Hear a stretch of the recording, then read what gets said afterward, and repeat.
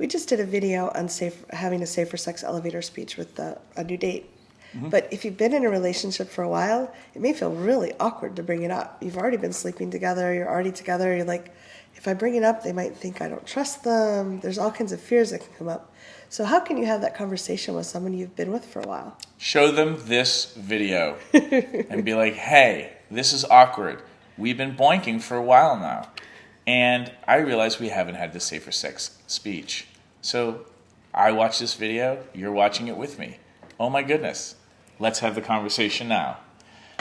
Basically, the main thing is it's a difficult conversation. So go watch our difficult conversation video and be like, hey, honey, there's something I'm not saying. Here's what I'm afraid of might happen if I bring it up. Here's what I want to have happen by bringing it up. And here's what I want to talk to you about.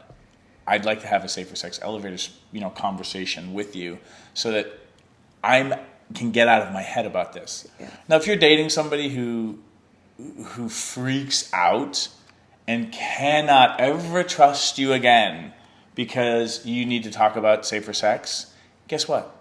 That's your signal. You should not be dating them. You should be breaking up with them. Because if they're not mature enough to have a safer sex speech with you, then like what kind of maturity are they bringing into the rest of the relationship? Now, they can freak out for a second. Yeah. That's okay. You can surprise people. People don't always handle new information well. Well, and our society puts a lot of shame around any discussion of STDs. Like, you're a bad person. But I was at a talk you gave, and you asked everyone what the most common form of STD was. And everyone was like herpes, chlamydia, whatever. And you're like, no, it's the common cold. Which totally... That's right. The common cold. That normalized it for me, and it helped take some of the shame out of it. And anytime we can free up some brain power or energy or focus when we're in a relationship, that's that much more to make it fun and juicy. So it's worthwhile taking this step and getting to know each other and getting this out of the way. Yeah. So watch the first video because we role modeled the safer sex elevator speech.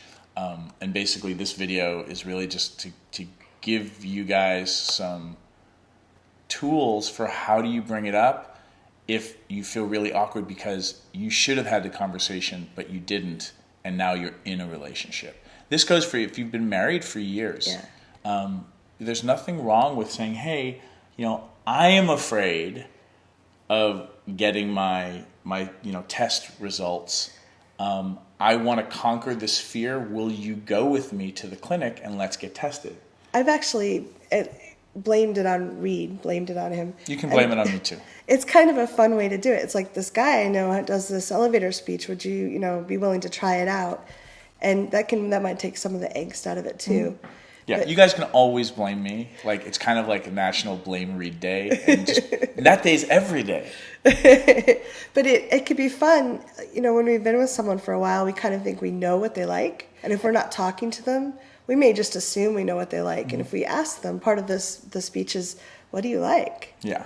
So the basic formula for the speech is you share when you were tested last, what were your statistics, like what did you get tested for, and how did you, were you negative, were you positive for something?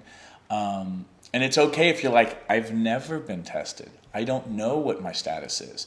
Because again, like, you're role modeling honesty and transparency with people, which eventually strengthens relationships. If honesty and transparency destroys your relationship and it burns to the ground and it can never be rebuilt again, that's the relationship you're not supposed to be in. Yeah. Trust me on that one. So then you share your stats, then you share your relationship status, anything that you want them to know about your relationship style, your identity, your gender expression. Then you're going to share whatever your safer sex needs are. What are your protocols? Do you need condoms for certain things? Do you need dental dams and gloves for other things? Do clothes need to stay completely on because you're not into sex? Whatever that stuff is, that's when you share that. Then you share anything that they need to know that might have happened since you were last tested that might be a concern for somebody. You had sex with somebody and the condom came off, and you haven't been tested since then. Or whatever those things are. And then you finish up with something that you like, either sensually or sexually, or something that you're maybe up for doing with them. And then something that you don't like, sexually or sensually, or something that you're definitely not into doing with them, something that's not on the table. And then you always end with, and how about you?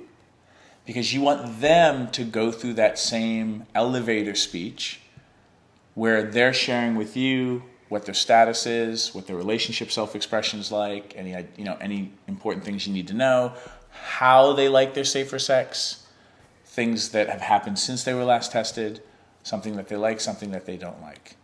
And this is a really great way to get people to open up and for you to role model that it's okay to talk about this stuff.